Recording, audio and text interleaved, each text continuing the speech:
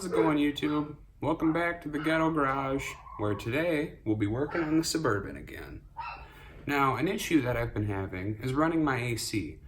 It'll run just fine, nice and icy cold for maybe half hour to 45 minutes, and then I get a hollow sound that almost sounds to me like the blower motor is going out. However, after doing a lot of digging and a lot of research, a common issue on these is a low pressure switch. Now, if this works, it's a super simple fix and it costs $11.58, I want to say, on Amazon. I'll include the link down below, of course. Real simple. We're going to try it and then we'll test drive it, see if I still have an issue or if that solves it. Something to watch for, which is my giveaway on why this might be my issue, is when I looked in here after running my AC and it started to give me that hollow sound and I lost a lot of air pressure, I stepped out and I could hear that hollow sound on the outside, which didn't make sense to me for it to be the blower motor anymore. So I popped the hood, took a look, and all of my lines and everything were iced over on the outside. So what I did was I clicked the AC off and let the air blow, and it will de-thaw and work fine again. Now, you shouldn't run it like this for extended periods of time, but if yours is doing this and it's a hot fucking day, turn the AC off for a couple minutes, let her thaw out, crank her back on, you'll cool off. But again, this is a super cheap part and it should be super simple. As long as it fixes our issue, we're good to go. The low pressure switch, all that is this little piece between the wiring harness and the AC compressor. So to get that off, you're going to unplug this. Should be able to do that one-handed. Free and clear there. And then we're going to try a 16 millimeter first, since that's what fits the new one. Goes right on there. And it's not a real tight spot either. So break her loose and untighten her with your hand. Now, one thing to be aware of is you'll hear a small hiss. You are gonna lose a little bit of Freon because you're entering and exiting the closed system. Not a big deal, at least it shouldn't be.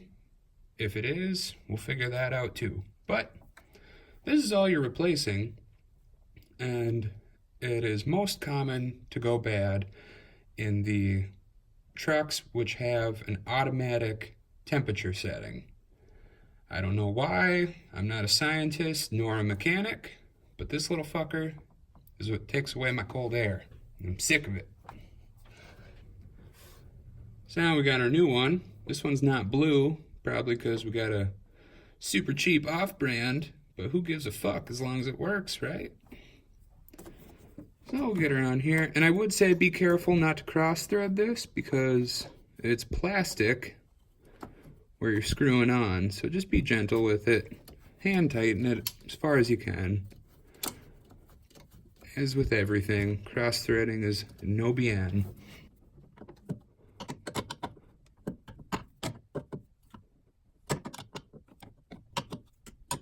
It's kind of a goofy spot to get into. I heard the hiss. So, from this experience, it looks like it's going to hiss as soon as you start to enter the system, and then it's going to hiss at you until you're all good. I'm not going to go too tight. I'm not hearing anything leaking out anymore. And I'm confident that this isn't just going to pop off on me. So, take this plug. Granted, of course, it's on the opposite direction now. Just get in there.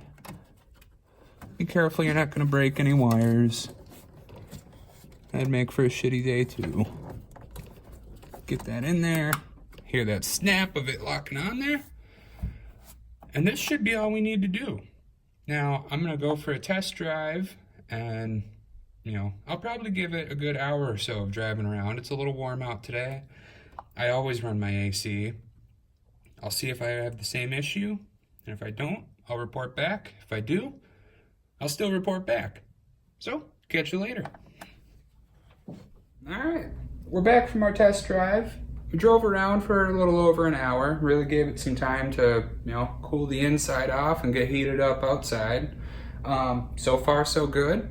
That being said, it's not a terribly hot day here today, but I think that this solved our problem. I'll keep a close eye on her over the next couple weeks, and should anything else pop up, you'll see a video and we'll figure it out. But for now, this seems to be the solution.